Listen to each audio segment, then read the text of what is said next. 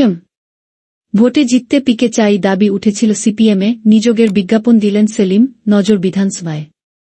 গত লোকসভা ভোটে বাংলার মাত্র 2টি আসনে জামানত রক্ষা করতে পেরেছিল সিপিএম। আরও একবার নির্বাচনী বিপর্যয়ের পরে সিপিএমের অন্দরেই আওয়াজ উঠেছিল, পাশে দরকার প্রশান্ত কিশোরের, পিকে মতো কোনো পেশাদারকে। সিপিএমের মধ্যে যে সেই দাবি উঠেছে তা গত 7 জুন লিখেছিল আনন্দবাজার অনলাইন। 6.5 মাস পরে নভেম্বরে এসে সেই দাবি মান্যতা পেল। শুক্রবার সেই মর্মে বিজ্ঞাপনই দিয়ে ফেলল সিপিএম। সিপিএমের রাজ্য সম্পাদক মোহাম্মদ সেলিম ফেসবুকে লোক খুঁজছি মর্মে একটি পোস্ট করেছেন। তাতে বেশ কয়েকটি পদে অভিজ্ঞতাসম্পন্ন লোক নিযোগের কথা বলা হয়েছে।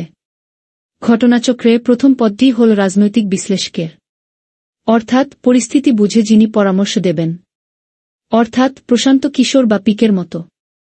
যদিও সিপিএম আনুষ্ঠানিকভাবে বিষয়টিকে পিকের মতো নিযোগ বলে মানতে চায়নি। সেলিমের বক্তব্য, এতদিন মানুষ সিপিএম ডিজিটাল দেখেছেন, এবার সিপিএম প্রফেশনাল দেখবেন। তিনি আরও বলেন, 2026 সালের বিধানসভা নির্বাচনকে মাথায় রেখেই কিছু বিষয় নিয়ে আমাদের এগোতে হচ্ছে। আমরা সেই মতোই কাজ শুরু করে দিলাম। রাজনৈতিক বিশ্লেষক ছাড়াও গণজ্ঞাপনে অভিজ্ঞতাসম্পন্ন লেখার লোক, গ্রাফিক ডিজাইনার, ডিজিটাল মার্কেটিংয়ের এক্সিকিউটিভ নিযোগের বিজ্ঞাপনও দেওয়া হয়েছে।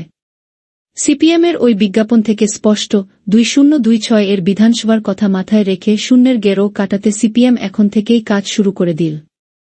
গত লোকসভা ভোটে কংগ্রেসের সঙ্গে সমঝোতা করে সিপিএম ভেবেছিল তাদের ভোট শতাংশ বৃদ্ধি পাবে।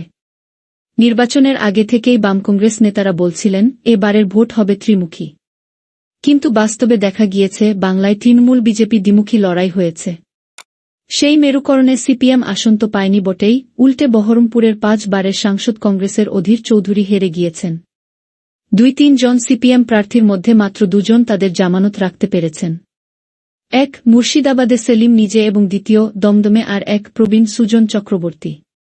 সৃজন ভট্টাচার্য, দীপসিতা ধরের মতো তরুণ-তরুণীদের কেউ দাঁড়াতেই পারেননি।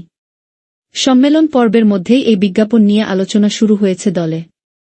নির্বাচনী সংগঠনের প্রশ্নে সিপিএমের লোকজন যে এখনও নতুন ধারায় খাপ খাওয়াতে পারেননি, তা মানেন অনেক প্রথম সারির নেতাও। এ বিষয়ে অনেক নেতার পুরনো ধ্যানধারণাও দায়ী বলে অভিমত দলের অনেকের। এবার পেশাদার কাঠামোর দিকে অগ্রসর হতে শুরু করল সিপিএম। কিন্তু তাতে লাভের লাভ কিছু হবে কি না, জানতে অপেক্ষা করতে হবে পরের বিধানসভা নির্বাচন পর্যন্ত।